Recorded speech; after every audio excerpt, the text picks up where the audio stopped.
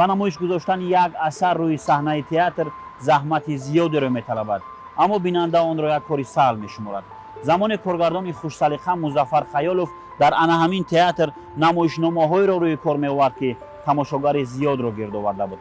ва имрӯз мо ба мисли дигар ихлосмандони театр ба зиёрати қадамҷои ӯ омадем.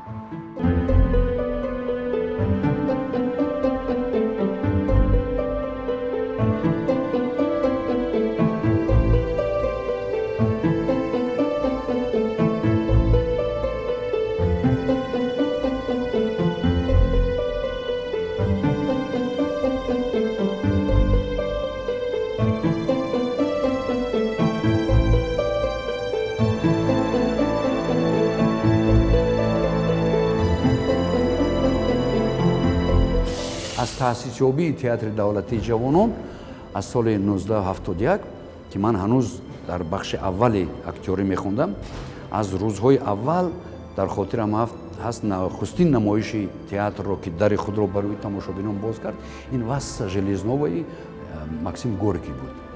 ва боз 5 корҳои дипломии ҳамин курсе ки дар асоси ҳамин курс ин театр таъсис ёфт. охир онҷо ман ҳамаи намоишҳоеро ки бо иштироки Музаффар Хаёлов буданд ман дидаам.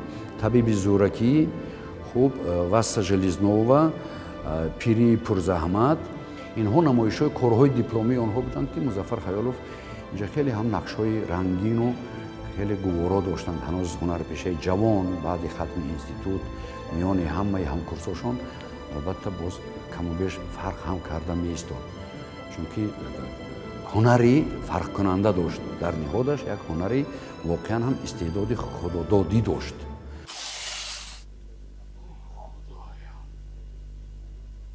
нахуб ту бо ҳамин тапончаи кӯдакона ба дуздӣ бароӣ? охир ту бояд ана ин хел тапонча дошта бошӣ. тапончаи напана будааст.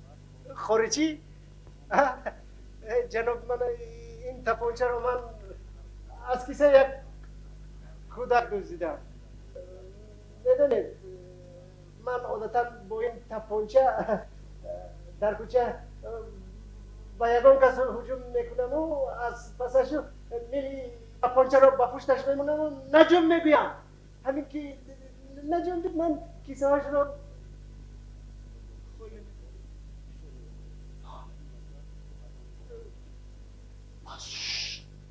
ту дузди касбӣ нею, ҳам ту як ғоратгари оддӣ?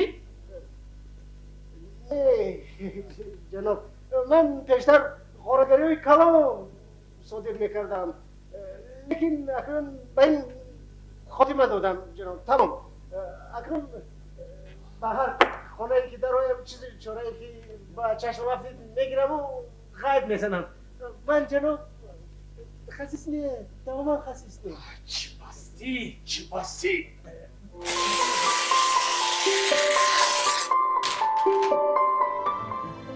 Музаффар равонаш шод буд, ҳунарманди хуб буд, ҳунарманди нотакрор буд.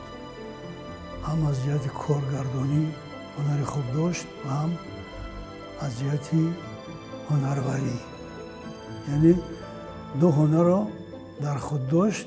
ғайр аз оне ки масалан корҳои таҳиягардонӣ мекард, худ ки актёри хеле муваффақ буд, ба актёрон, яъне ба шогирдоне ки рӯи саҳна ҳастанд, зиёд кӯмак расонда метавонист, чунки дар ниҳоди худаш ин касб, ин ихтисос буд, ихтисоси актёрӣ. як чизи дигар ки аз ҳад зиёд меҳнатдӯст буданд. ман ин хел ҳунарманде ки меҳнатро дӯст медорад умуман надидам.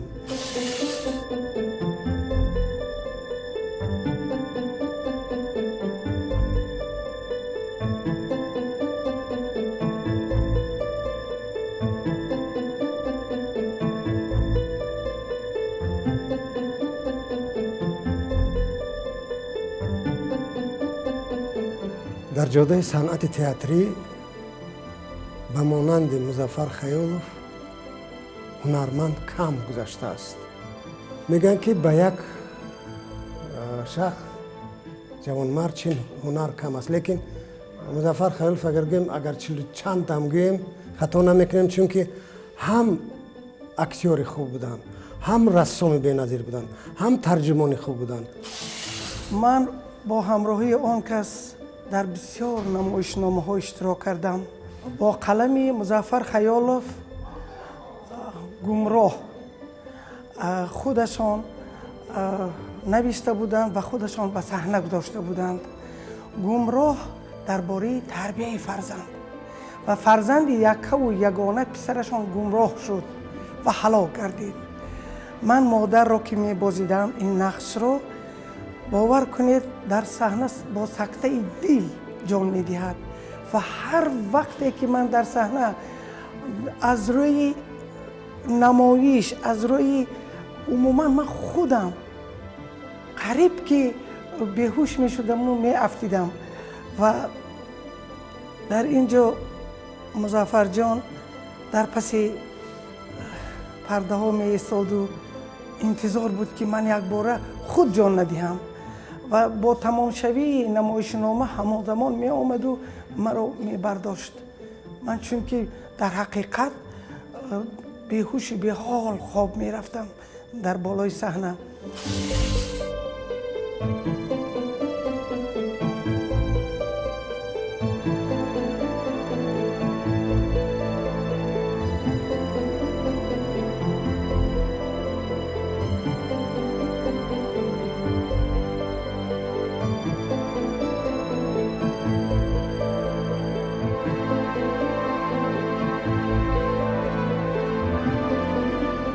банда аз ҷумлаи шогирдони камтарини устод музаффар хаёлов мебошам ки сабақҳои дарси маҳорати актёриро омӯхтаам.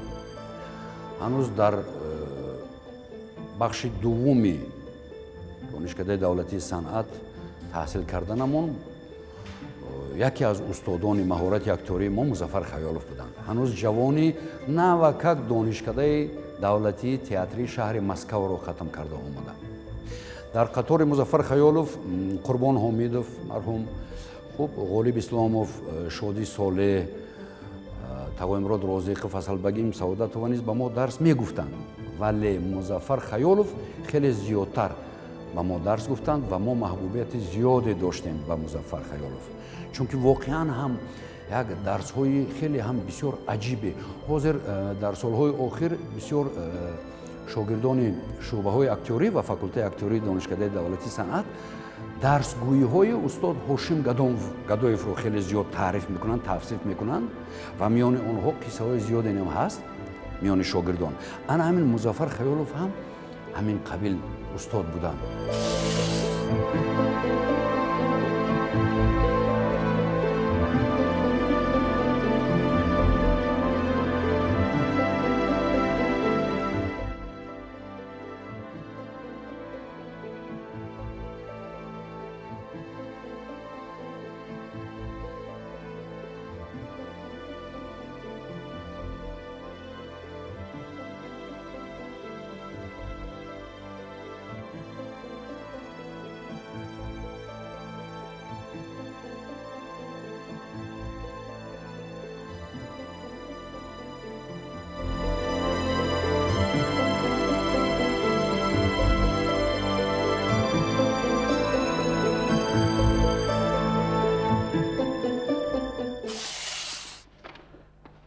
ناصر عباس، من از شما بسیار خواهش میکنم بیاید این کار نکنید. از دو سر زور شما به من نمیرسد. گوش کنید رئیس، به فکرم شما انسانید. نخواد آخر خود شما به گناهتان اقرارت کن. هایو به هر حال زور نزنید. زور زیادتی میان میشکند گفتن. بخیر از این شما صحبت کردید. من وعده دادم. خری یک آگاهی چه مایده دید تمام بسلام. شما بگو میگیرید هم من. گوش کن رئیس، یا از بالا می از پایان می یا از هر دو طرفی برای من فرق ندارد. من گفتم که من این دفتر اعمال شما را به سود ناحیه میسپارم. بگذار آنها حکمشان را درباره شما برآورند. گپ تمام. خیر، این طور باشد من ناصر عباس مجبور میشم که و رئیس سود عرض کنم که شما از من پورا گرفتید. پورا؟ چل پورا؟ پورا این را اکن به رئیس سود بگویم. نه، شما این طور گفته نمیتوانید، چون که من در عمرم از کسی یک تین حتی نگرفتم. خیر، این طور باشد سخن باقی ناصر عباس. گوش کنید، شما صبر کنید. شما چیا گفته ایستادید؟ شما نباید این خیل رفتار کنید آخه رئیس. و شما انسانید کو. آرام شوید. باقی مانده صحبت در نزد رئیسی سود. من به شما گفتم که شما این طور رفتار کردن نمیتوانید. برای به سود نشستن نغزکه تیاری بینید. گوش کنید رئیس. باشید. به نهایت خیرخواه بودن. به نهایت نسبت یک چیز داشتن، یک عادت داشتن که شخصی که مهنت میکرد، هنرمندی که مهنت میکرد بسیار باید دوست میداشت و کوشش میکرد که با همون شخصی که مهنت میکند با همون کار کند. آدمای تنبل نغز نمیدید، آدمایی که دروغ میگفتن نغز نمیدید. همین بسیار انسان روی راست بودن خودشان هم. یکم سیر پنهان، یکم چیز نه، فقط سیر وای مهنت وای. باور میکنید همین مهنت دوستی و همین چیزاش بود که ما مثلا همین اعتراض 17 نفره یوری لیمانوف، اعتراض 17 اولیانوف، در جوانی اولیانوف، ما 24 ساعت کار میکردیم. یعنی این چی بود؟ یعنی حرمت احترام مظفر خیالوف و حرمت احترام مظفر خیالوف نسبت صنعت تئاتر است. اون کسی که تئاتر رو دوست می‌دارد، اون کسی که برای تئاتر و برای صنعت خدمت می‌کند، هیچ وقت صنعت خیانت نمی‌کند به اون کس، به شرطی که صادقانه خدمت کند، صادقانه کار کند. همین است که من گمان می‌کنم عصرهای عصر مظفر خیالوف یاد این ابد زنده است، ابد زنده می‌ماند.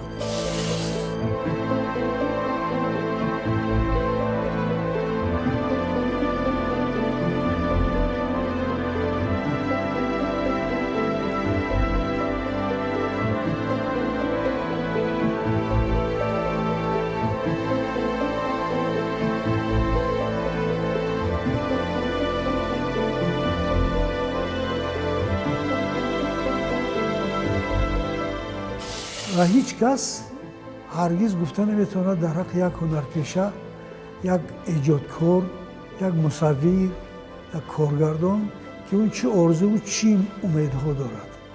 یعنی اونا فقط خودش میدوند.